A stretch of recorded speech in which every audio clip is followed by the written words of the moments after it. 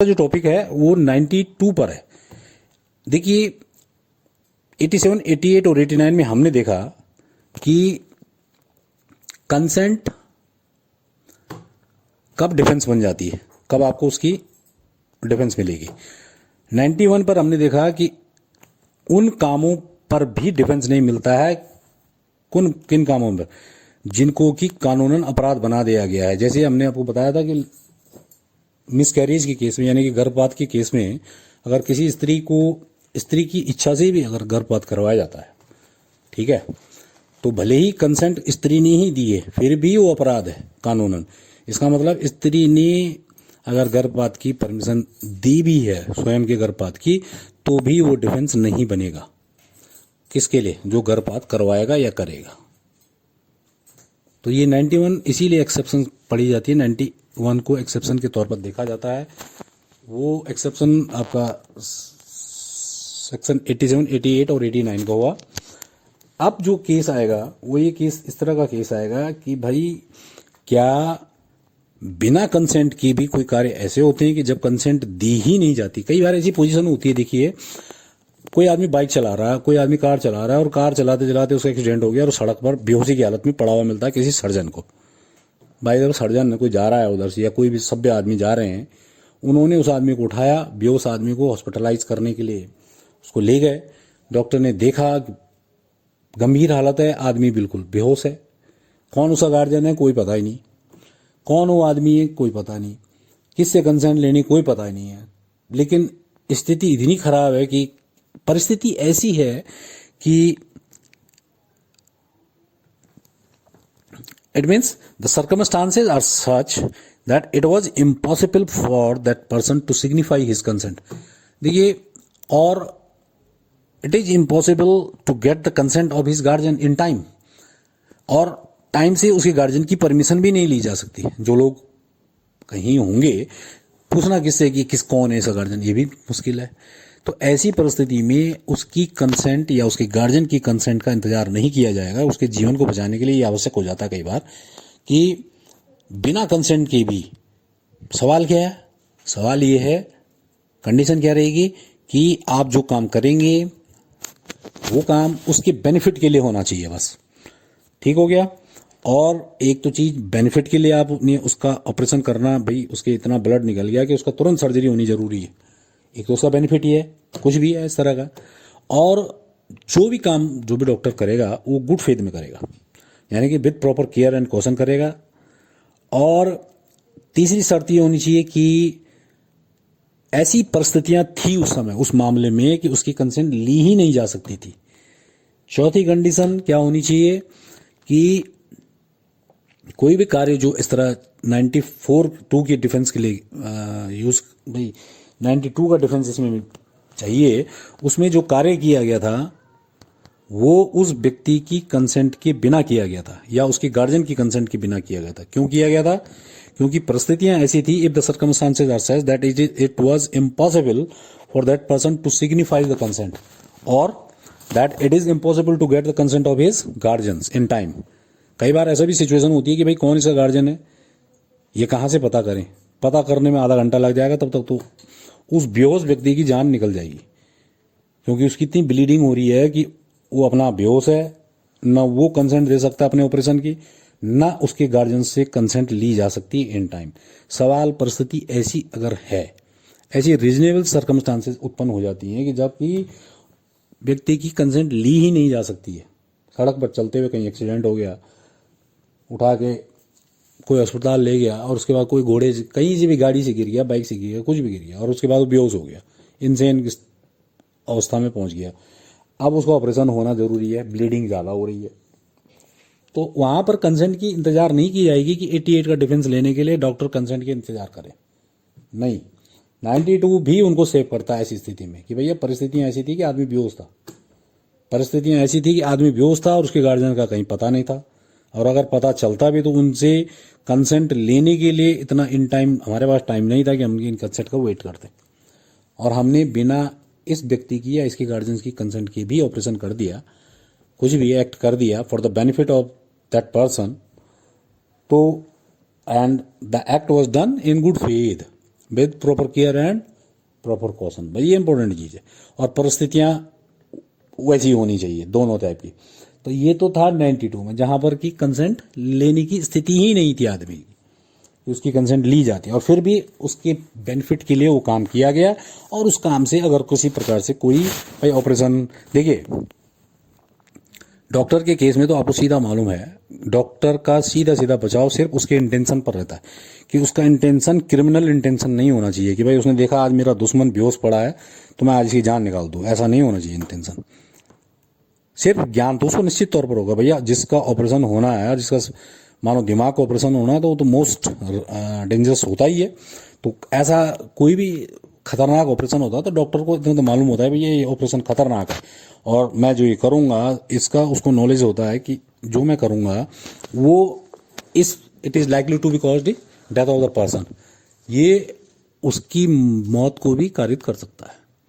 लेकिन फिर भी वो करता है, यानी कि नॉलेज तो उसको होती है कि मेरा काम खतरनाक है और इसकी जान जा सकती है। नॉलेज अलग चीज है भैया, वो तो खतरनाक चीज है तो उसको वो निश्चित तौर पर उसको जानकारी होगी, लेकिन वो फिर भी वो परफॉर्म करता है विद गुड फेथ।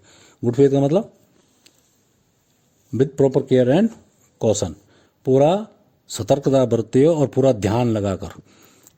कल मैंने आपको एक डिस्कस भी किया था कि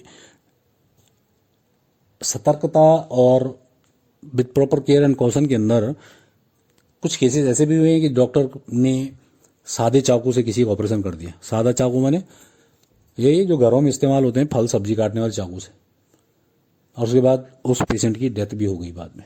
तो डॉक्टर यहाँ पर 88 का डिफेंस नहीं ले पाएगा। इसलिए नहीं ले पाएगा क्योंकि उसने उचित सावधानी नहीं बरती। क्योंकि देखिए सर्जरी के लिए जो चाकू इस्तेमाल किए जाते हैं वो दूसरे होते हैं, तो अगर उसने उचित तरीके से वो सर्जरी की होती है तो वो इन्फेक्शन उस पर नहीं होता।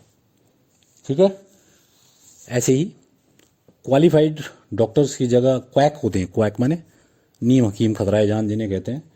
अगर नीम हकीम खतराए जान के कई केसेस डिसाइड हो चुके हैं इस पर कि क्वालिफाइड डॉक्टर को ही सेक्शन 88 का या 89 का डिफेंस अवेलेबल होता है। क्वैक नीम हकीम जो कि डॉक्टर होते नहीं हैं, जगह जगह ऐसे ही कहते हैं कि हम फलाने चीज़ का ऑपरेशन करते हैं, फलाने का ऑपरेशन करते हैं।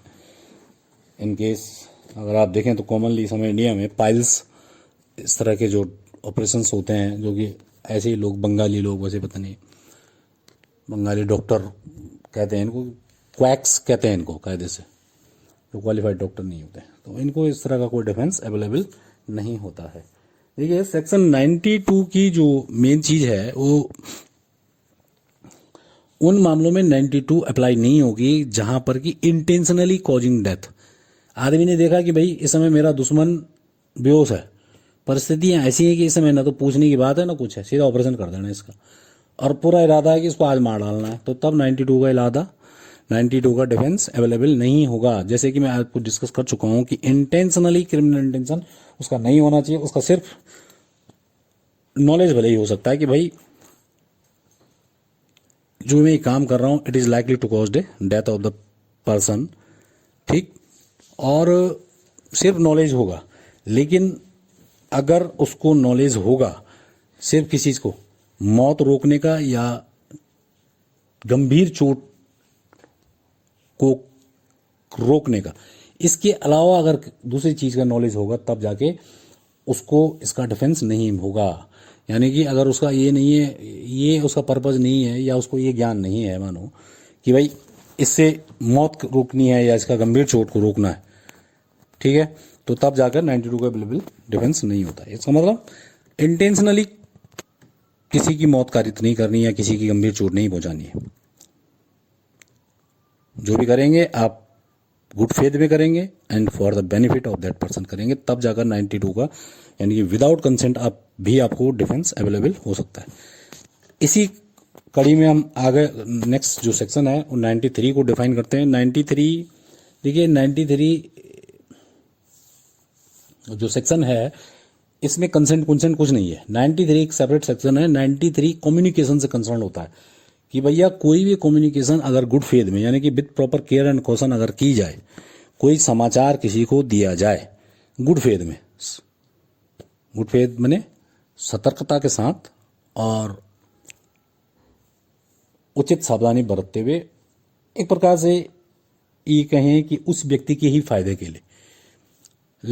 जैसे कोई डॉक्टर अपने पेशेंट को कह देता है कि भाई देखो ऐसा है, तुम्हें कैंसर है, तुम बीड़ी सिगरेट शराब ये मत पियो, और अगर पियोगे तो 1 महीने में मर जाओगे, या कुछ भी बोलता है डॉक्टर अब उससे उसकी भलाई के लिए कि भाई तुम्हें ये बीमारी है, तुम इतने दिन में मर जाओगे, या सिंपली बताता है कि भाई तुम्हारी स्थिति खराब है, अब तुम 1-1.5 महीने से ज़्यादा नहीं बच पाओगे।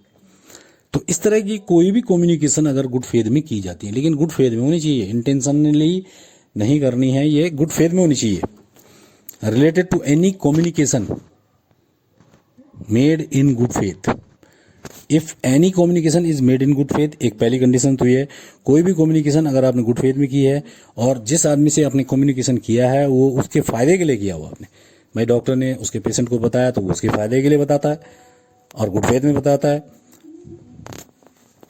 तो 93 ये कहती है कि it is not an offence, उससे अगर उस कम्युनिकेशन करने से कोई आदमी अगर शॉक्ड हो गया, उसको कोई चोट पहुंच गई, मानसिक आघात पहुंच गया, तो उसके लिए वो व्यक्ति जिसने कम्युनिकेशन दिया है वो जिम्मेदार नहीं होगा।